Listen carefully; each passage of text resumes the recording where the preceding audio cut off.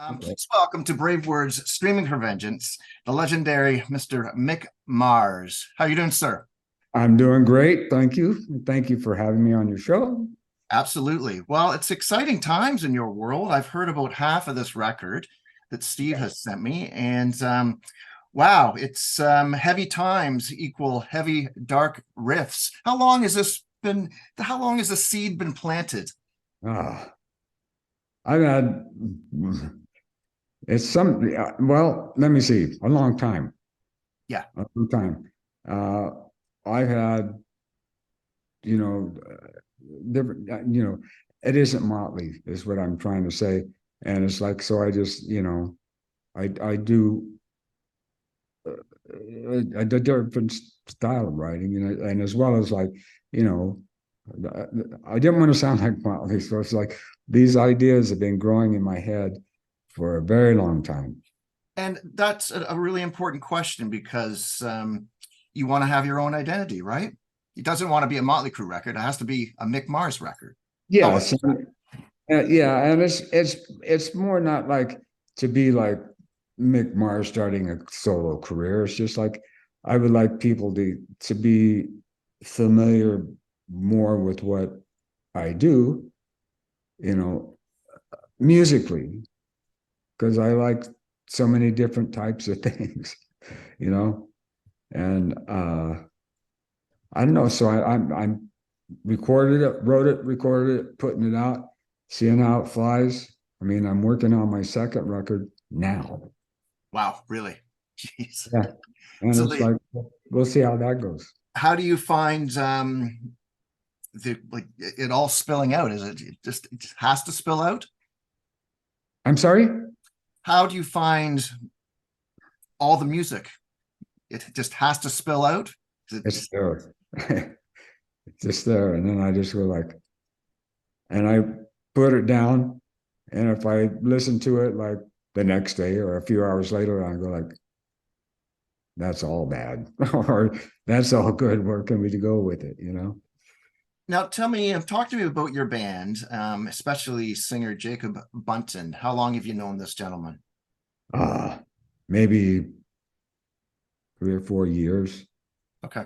Because I was introduced to him by Paul Taylor. Um, so yeah, yeah. When I met him and stuff, and he came in, he's like 6'5", and Wow. and just skinny. And I can't look up at him because my body doesn't move like that. It hurts. Yeah, he had that voice. I was going like, yes, it's clean, but it's also like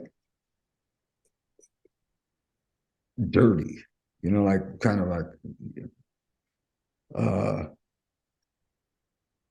I don't know how to explain it. It's just like the voice and the tones and the stuff that he was doing was what I was hearing. There's a couple songs on there that Brian Gamboa sang, Right. which is, I thought he was more suited for that song, uh, uh, Undone and Killing Breed, because those songs are need more angst, more. And I had Jacob sing them, Mhm. but there wasn't that desperation there, which is what I wanted to capture. And yeah, but And some of these riffs are some of the heaviest riffs I've ever heard in your career. So where's all the anger coming from, or the angst, as you put it? yeah, there's actually um, I wanted something heavy, but not like try to out heavy the big boys, the heavies. Right. But a little more, what do I say? Update kind of heavy, because it's so different from you know, I don't know. I don't know how to explain it. It's just like stuff that I hear in my head, and I try my best to apply it and reduplicate what's in my head. And sometimes it doesn't work, and sometimes it does. And I have to beat myself up once in a while. Go, what are you doing? But yeah, it's that kind of a thing, you know. It's weird. It's really weird. I don't know. Are you a musician too? I'm actually not a musician. I'm just a massive fan for decades.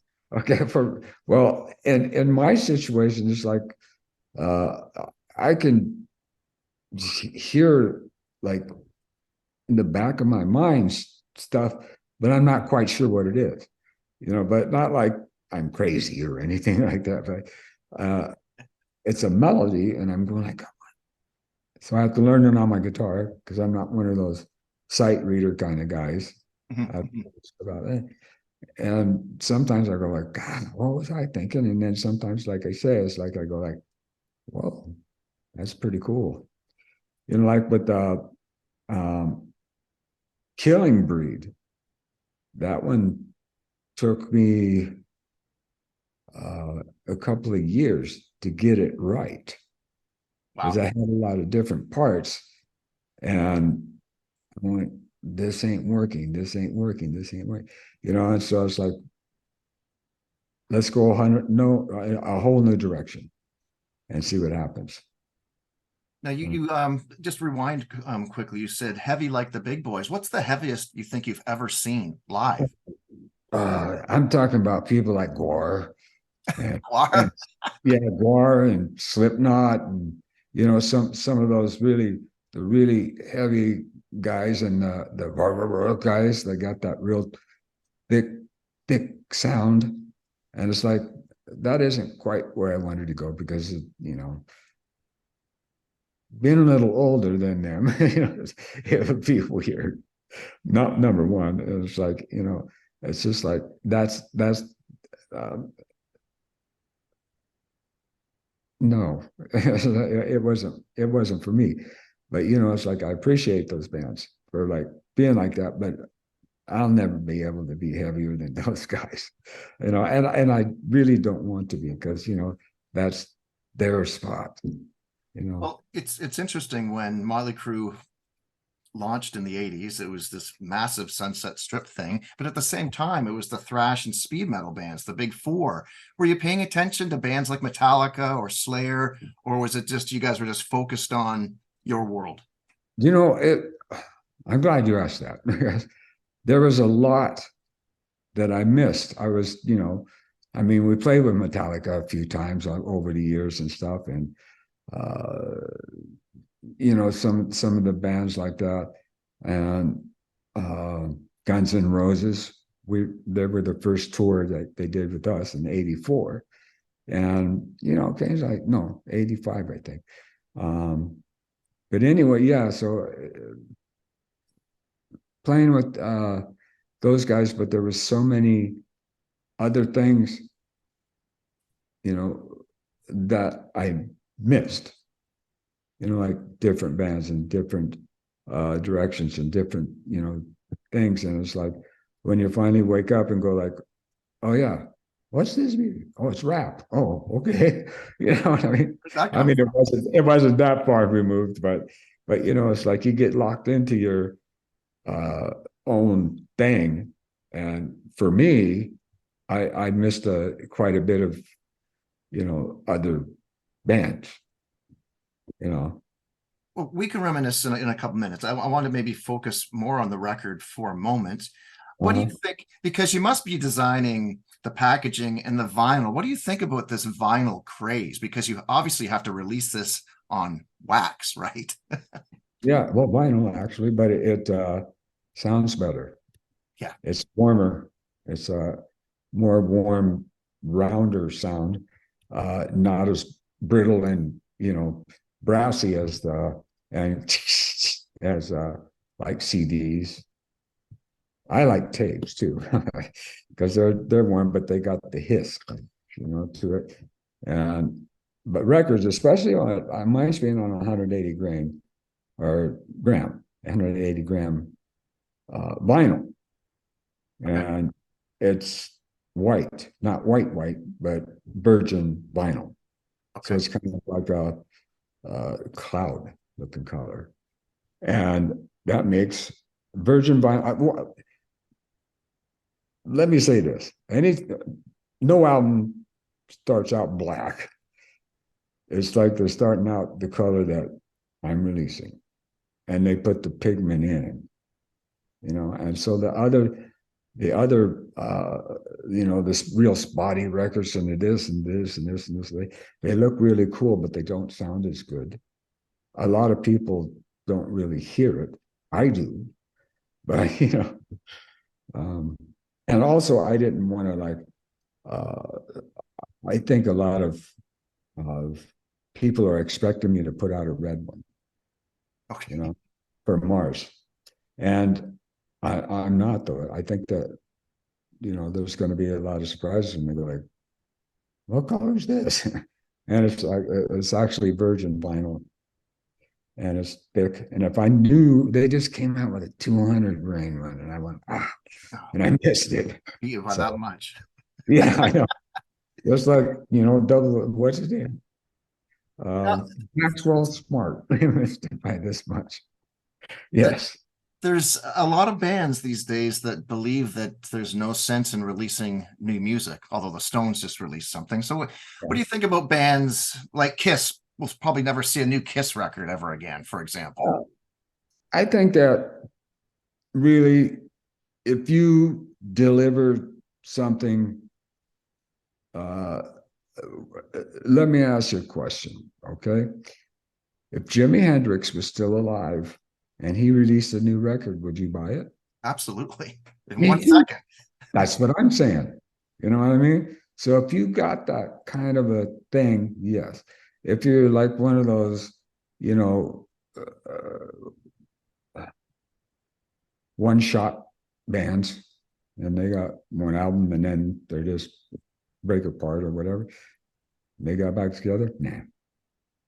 But Jimi Hendrix, Ed Van Halen live again, you betcha, you Yeah. know, Yeah. you would get that. That's what I'm saying.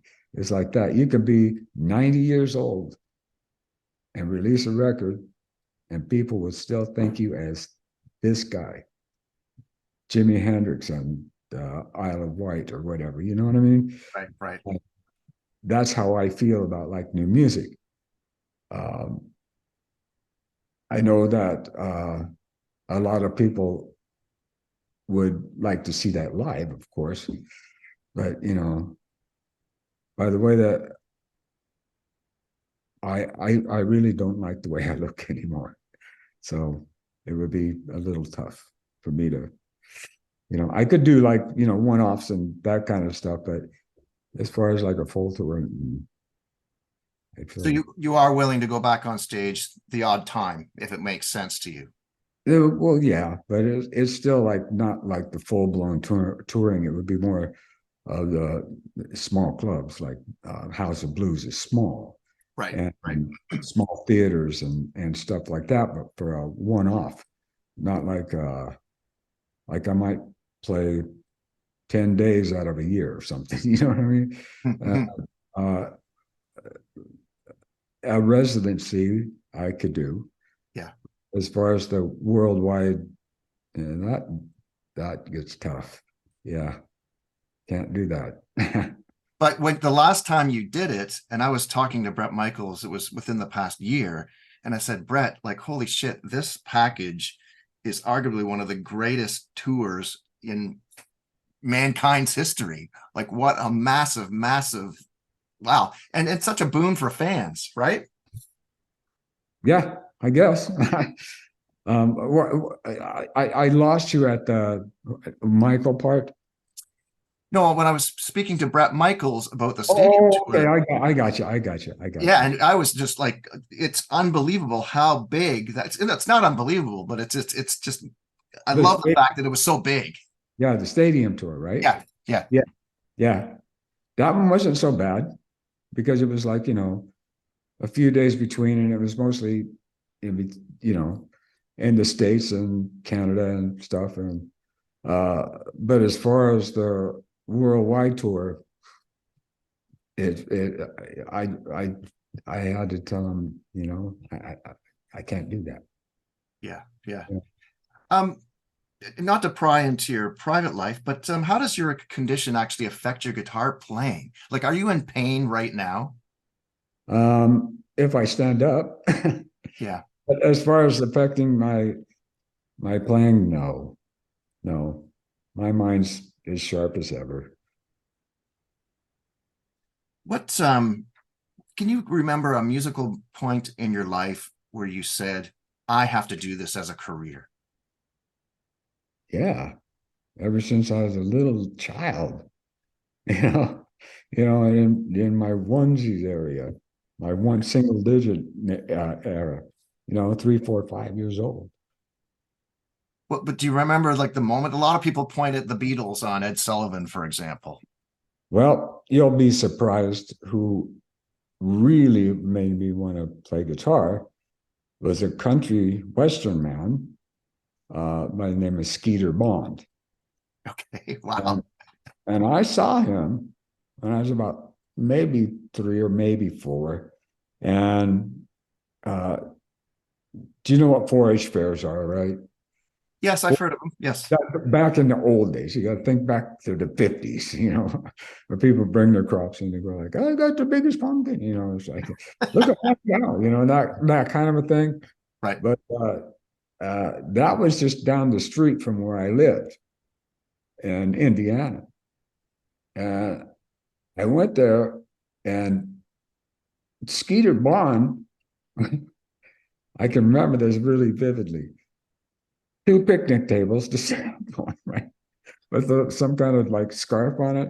And he walked up there with this, I'm assuming it was a big white Stetson hat Hmm. and all orange jacket with all these rhinestones on and stuff. And my mouth dropped open. I'm like, holy man, I'm doing this. That's what I wanted to do. So So then who is your rock god? my rock god, it's like there's several people that really uh, got to me from whole different genres of music.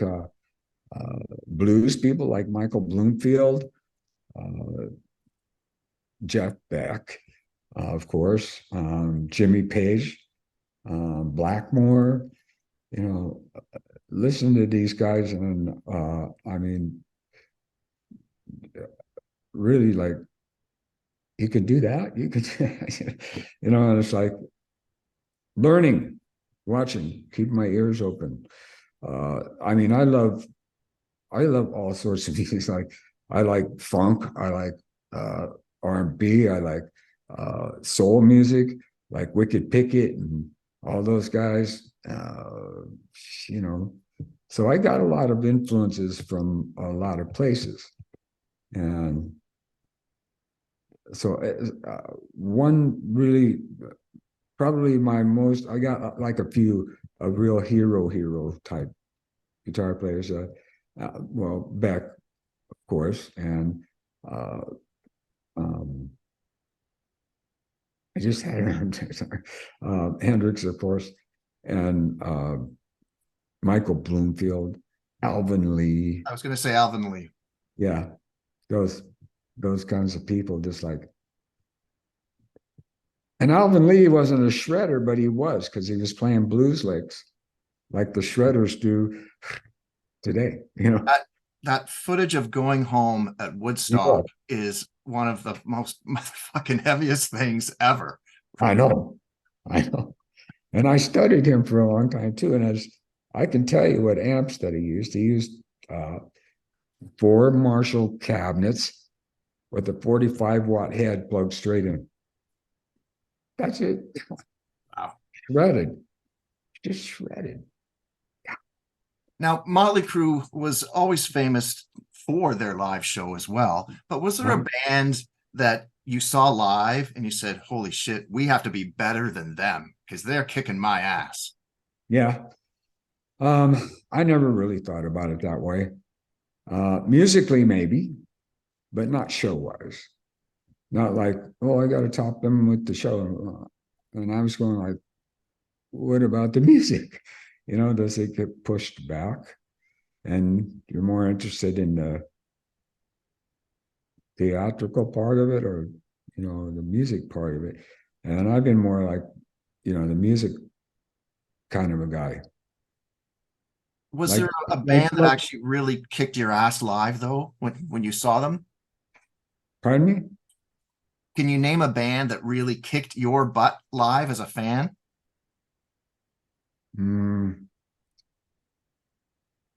Not really. I know I'm boring, huh? But no, not really. Not really. Wow. Oh, I'll tell you one. There's one band that I just like, go like, amazing. How you doing that? Rammstein. Oh, They that's a got good the one. best show ever. That's a good one. That's a good one. Can we talk about the Sunset Strip, and was there much competition where, like, any of your peers that you were impressed with, or was it just once again Mötley Crüe trying to rule the world? That's kind of an easy question for me, because like I was saying earlier, all those bands, I wasn't worried at all. They were all playing the same kind of stuff, the same kind of this, the same kind of that. And I mean, when you just hear that all the time, well, the best high school, let's sound like this. And I was thinking, let's sound like me, you know. And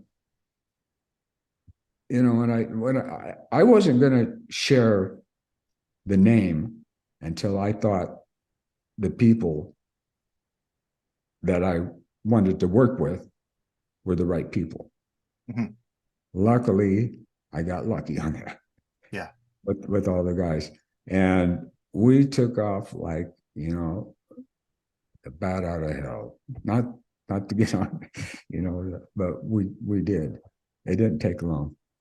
And it's because we sounded so different, and the way that I tune my guitar and what I use to make my tones and stuff. I mean, tone is the biggest part for me. I could play slow or whatever the heck, and do I want to be a shredder? Not really. I mean, I'd like to have people humming my solos when they leave and remembering them. But long story short, again, it's just like the sound of the band. It was like nothing they heard on the Sunset Strip. And then it became not the British invasion, but the LA invasion, right? And so, yeah. This is a funny question. You always seem to look really serious in photos, but like, does anything make you laugh? Like, does anything make me laugh? yeah. Of course.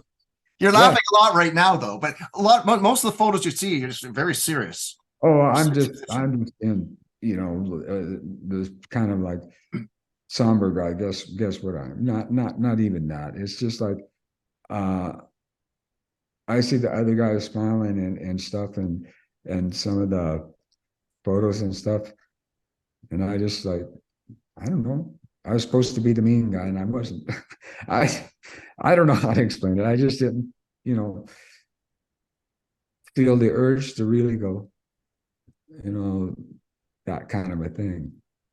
I always think that one asset, like one thing that you need to have to get through this usually shitty music business is a sense of humor. Yes. Mm-hmm. Right? Yes. That's right. Yeah, and sometimes the music industry can be a little rough. Yeah. The few punches here and there, and like, oh, okay. What Mötley Crüe riff are you most proud of? There's a few. Some that weren't quite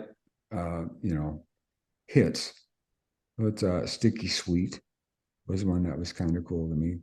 The ones that Dr. Feelgood, Louder Than Hell, Red Hot, those kinds of songs, the hit ones, and they had a big riff through them.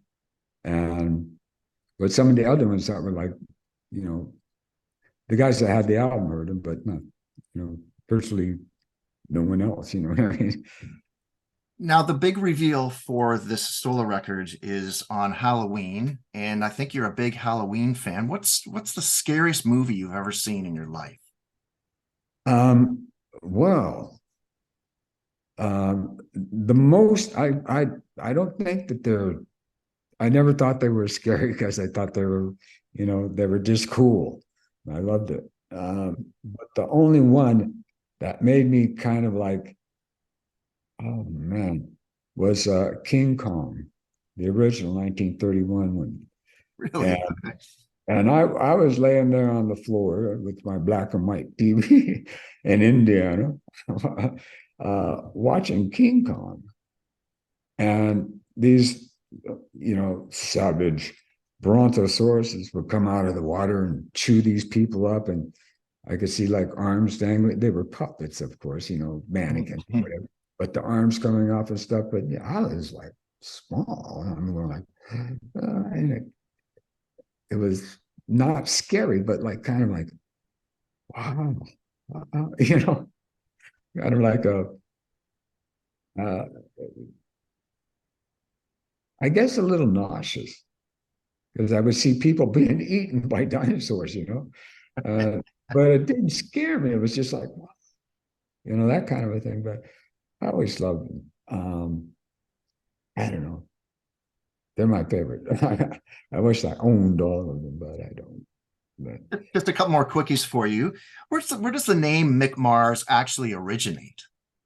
Where does it originate? Yeah. I borrowed it. Okay. I have to leave it at that. Okay. But it works for me. I mean, that name fit me.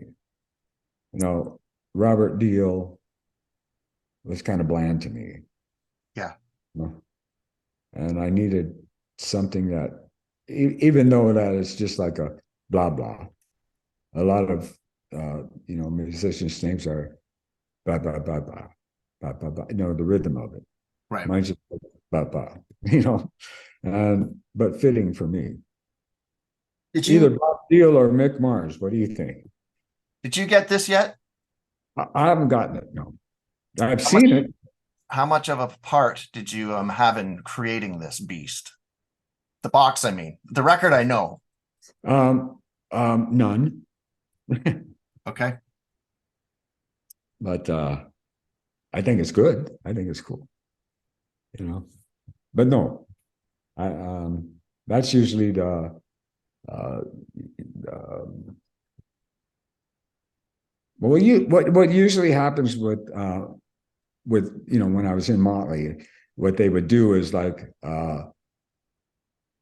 different people would, like merchandisers and stuff, would put the package together and go, do you like this? Yes. Or no, this missing this, or this could do this, correcting things and everything. But, it's mostly that kind of a thing. And what else can I say? Does it kind of break your heart the way things ended, though? Wait, what? The way things ended with Mötley Crüe?